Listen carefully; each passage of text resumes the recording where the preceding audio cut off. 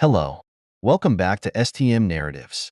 Before we begin, please comment where you are watching from and the time. It was a bright, warm Saturday afternoon in Southside Park, the kind of day where laughter echoed through the playground and families strolled leisurely under the sprawling shade of old oak trees.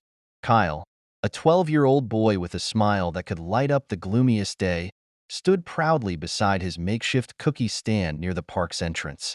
Kyle's stand was modest, a folding table borrowed from his mom, draped with a slightly wrinkled cloth. On top were rows of cookies stacked neatly in clear plastic bags. Chocolate chip, oatmeal raisin, and peanut butter, each tied with a cheerful yellow ribbon. A sign he had drawn with markers the night before read, "Cookies for sale. Help me go to camp." Kyle had spent weeks planning this. His mother, Janice, had stayed up late helping him bake the cookies, though her work schedule left her exhausted most nights. They couldn't afford the camp fees outright, but Kyle was determined to earn his way there. He dreamed of canoeing on calm lakes, hiking through lush forests, and sitting around campfires with new friends.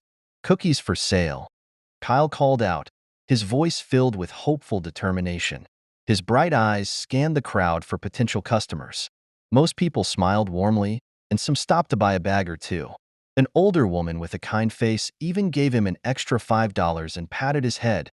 "You keep working hard, young man," she said. "Thank you, ma'am," Kyle replied, his heart swelling with pride. But not everyone in the park admired Kyle's entrepreneurial spirit. A sleek police cruiser pulled up nearby, and two officers stepped out, their heavy boots crunching against the gravel path. The first officer, Daniels, was tall and broad, with a hardened expression and an air of superiority that immediately drew attention. His partner, Mason, was shorter but equally intimidating, with a smirk that seemed permanently etched onto his face. As they approached Kyle's stand, their presence cast a long shadow over the boys' cheerful setup. "Hey, kid," Daniels barked, his voice cold and commanding. "What do you think you're doing here?" Kyle froze, his confidence momentarily replaced by confusion. "I'm selling cookies, sir, to raise money for summer camp." Daniels crossed his arms, his eyes narrowing. "You got a permit for this?" "A permit?" Kyle repeated, his young face scrunching up in bewilderment. "I didn't know I needed one. I'm just—" "Don't care," Daniels cut him off sharply. "This is illegal vending. You can't just set up shop wherever you want." Kyle's heart sank. "But I didn't know. I'm not hurting anyone." Mason stepped closer, his smirk growing. "Rules are rules, kid. No permit, no business." The officers began dismantling Kyle's stand, sweeping cookies off the table into a large plastic bag. "Please don't," Kyle cried, tears welling in his eyes. "Those are for camp. My mom helped me." By now, a small group of parkgoers had begun to gather. Whispers rippled through the crowd as people stopped to watch the scene unfold. A woman holding her toddler frowned and muttered, "He's just a kid. What are they doing?" Angela, a local community organizer known for her fierce advocacy and no-nonsense attitude, had been sitting on a nearby bench when she noticed the commotion. Dressed in a bold red blazer and black slacks, Angela was not one to back down from a confrontation. She pushed her way through the growing crowd, her expression sharp and full of purpose. "What's going on here?" Angela demanded, her voice loud and unwavering. Daniels turned to her, his jaw tightening. "Ma'am, step back. This doesn't concern you." "Oh, it absolutely concerns me," Angela shot back, her voice rising. "What's the issue here?" "This boy is selling goods without a permit," Daniels replied tersely. Angela's eyes narrowed. "He's 12 years old, selling cookies to raise money for camp.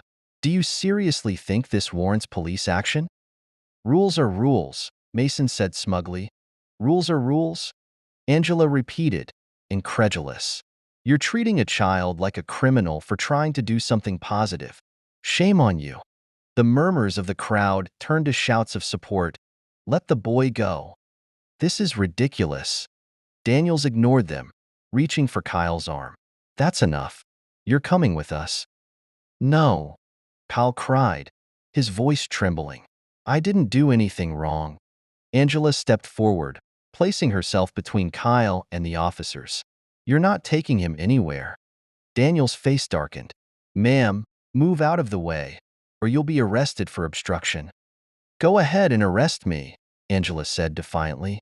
"But you're not laying another hand on this boy." The tension in the air was electric.